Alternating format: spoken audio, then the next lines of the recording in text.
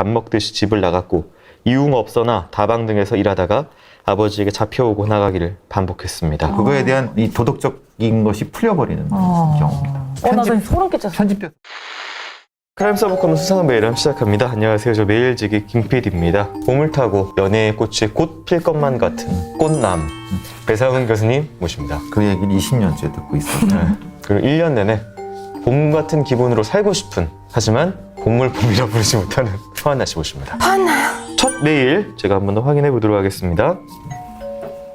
도록 누나에 대한 이야기를 하려고 합니다. 먼저 과거 저희 집안 사정에 대해 이야기하자면 부모님의 다툼이 좀 있었습니다. 아버지는 다혈질에 물건을 던지는 등의 폭력적인 행동을 보이셨습니다. 아버지는 바람을 피웠고 어머니를 무시했으며 아버지의 자살 기도도 있었습니다. 그런 상황 속에서 누나는 고등학교를 자퇴했으며 밥 먹듯이 집을 나갔고 이웅없어나 다방 등에서 일하다가 아버지에게 잡혀오고 나가기를 반복했습니다. 후에 누나는 20대 초반 혼전 임신으로 결혼했고 4남매를 낳았습니다.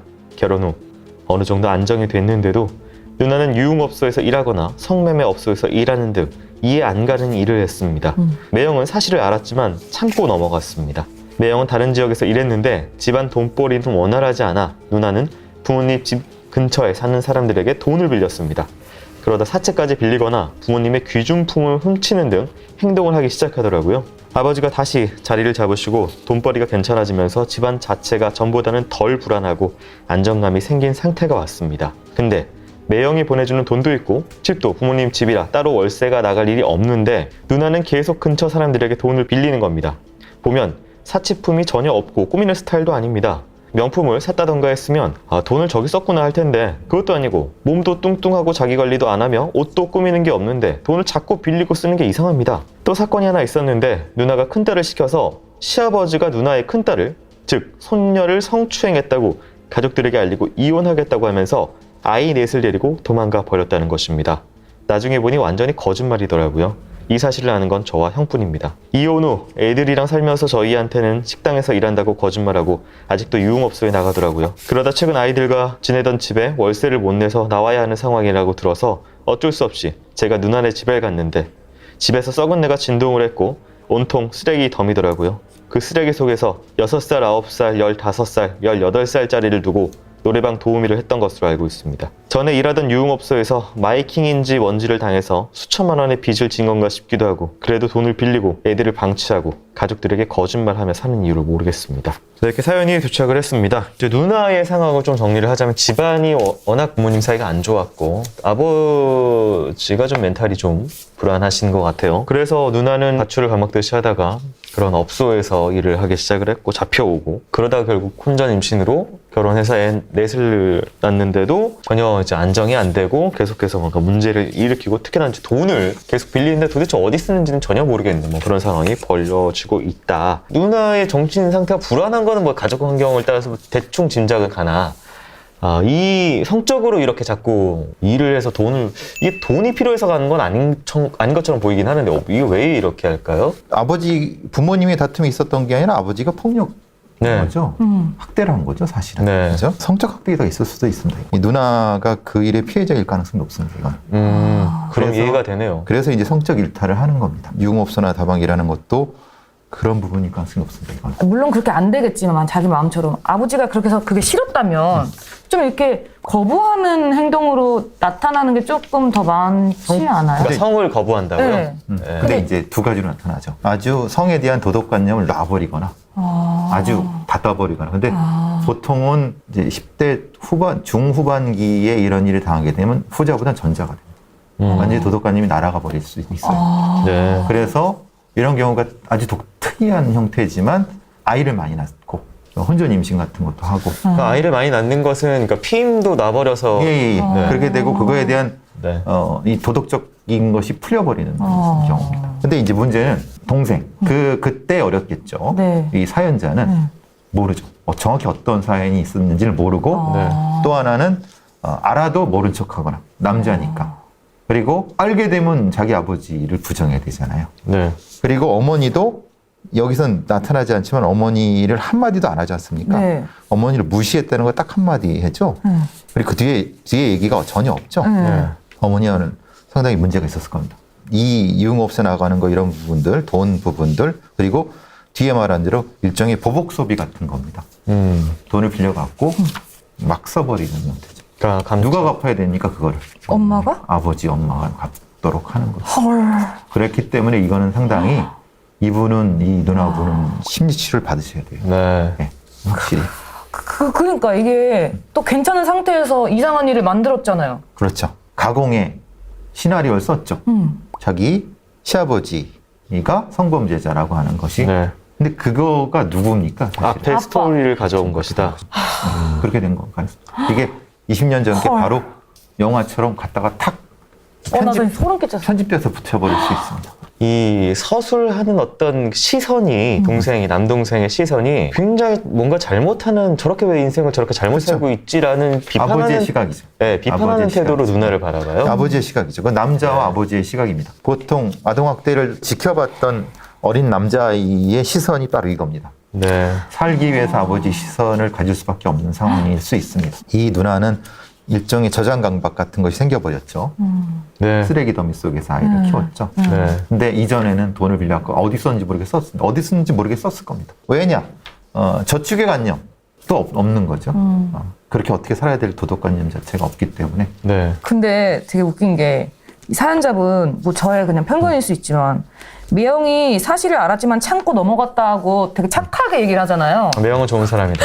근데 그거가 착한 사람이 아니잖아요. 그렇지 않을 수도 있어요. 그냥 이렇게 문제를 방치한 넘어갔다. 거죠. 네. 이것도 되게 안 좋은 그렇죠. 행동 중에 네. 하나인데 이거를 되게 마치 포장해주는 듯한 그런 느낌을 받았어요. 네. 그러니까 이 사연자분도 정확히 이 상황이 뭔지를 잘 모르실 수 있어요. 네.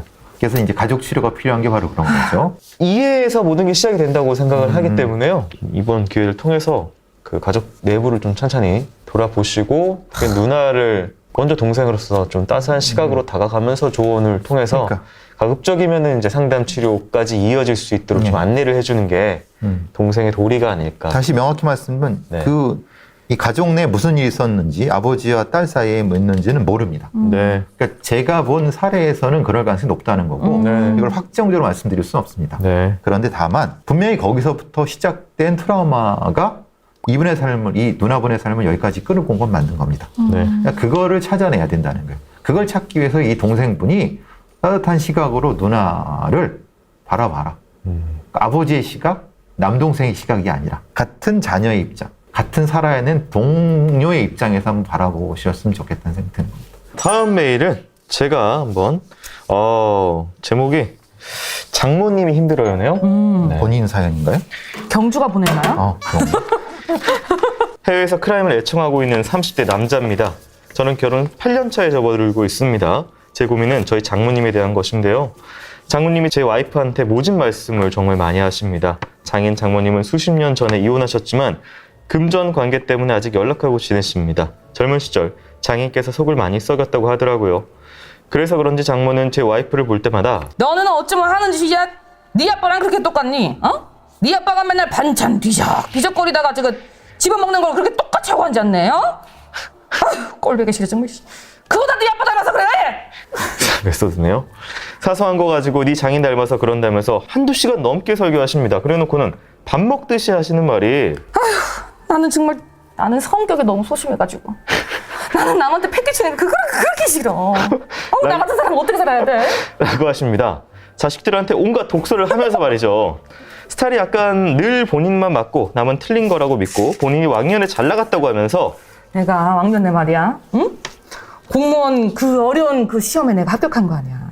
그리고 네 아빠 사업 잘 돼서 그때 다 여러모로 뭐 좋았지, 응? 근데 이거 다 니네 아빠 때문에 다 망한 거 아니야 이거? 과거의 본인 이야기와 집안이 좋았을 때 이야기에 집착하시는 편입니다. 과거의 장인께서 외도와 금전적인 문제로 속을 썩여서 악감정만 남은 상태인데 큰딸인 와이프 성격이 장인 어른과 똑같다면 매번 그걸로 죽일 듯이 뭐라 하십니다. 저희가 해외에 있는데 매일 영상통화로 말이죠. 저도 솔직히 장모님께 좋은 감정이 있진 않습니다. 한국에 있을 때 저 나름대로 열심히 모셨지만 늘 성의가 없다고 핀잔만 하셨습니다. 신장 투석 때문에 모시고 응급실에 전문병원 찾아 돌아다녀 겨우 치료받게 해드린 뒤에도 고맙단 말 한마디 못 듣고요. 아이고. 걸어서 5분 거리 살았을 때는 아무 때나 저희 집 도어락을 벌컥 열고 들어오셔서 폭언을 붙고 가셨습니다. 근데 이제는 못 참겠습니다. 와이프는 영상통화를 틀어놓고 멍하니 딴 생각하며 하고 있으면 괜찮다고 해서 더 화가 납니다. 오죽하면 6살 배기 아들이 외할머니 영상통화 오면 피하고 엄마가 통화할 때 얼굴이 슬퍼 보인답니다. 맘 같아선 전화하기를 낚아채서 제발 그만하시라고 연 끊겠다고 하고 싶은데 아내가 곤란해질까봐 지켜만 보고 있습니다. 도무지 대화가 안 통하는 분입니다. 아내가 용기 내어 엄마의 이러이러한 것 때문에 힘들다 그러면 본인은 더 힘들었다며 나 이제 안 참고 살란다 라며 폭언 릴레이를 또 합니다. 짧은 지식으로 판단하자면 우울증과 공황장애가 오래전부터 있으신 듯한데 본인은 절대 치료받을 필요가 없다고 버티시네요. 저와 아내, 제 아들은 아무 문제 없이 행복한데 장모님 때문에 너무 스트레스입니다. 해결은 어렵겠지만 상황이 나아질 만한 방법이 있을까요? 라고 이렇게 사연이 왔습니다. 아휴, 네, 그래도 사연입니다. 그나마 그래도 떨어져 있어서 그나마 다행이네요. 영상통화를 굳이 해서 예, 소름 돋네요. 장인어른 네. 이혼하셨다는 하는 분은 어디 계실까요? 일단 따로 계시지만 금전적인 문제가 얽혀 있어서 연락은 계속 한다 뭐 이렇게는 나와 있긴 그렇죠. 한데 네. 좀 이상하죠. 수십 년 전에 결혼했는데 금전적인 문제 때문에 수십 년 후까지도 연락을 한다는 게 무슨 말이죠? 모르겠어요. 그렇죠. 뭐지? 거기에 답이 있는 것 같아요, 사실은. 그래서 어쨌든 이혼을 했잖아. 네. 근데 또 뭘 하냐면 자기 남편이 잘 나갈 때 되게 잘 나갔어. 뭔가 미련이 남는 얘기도 해.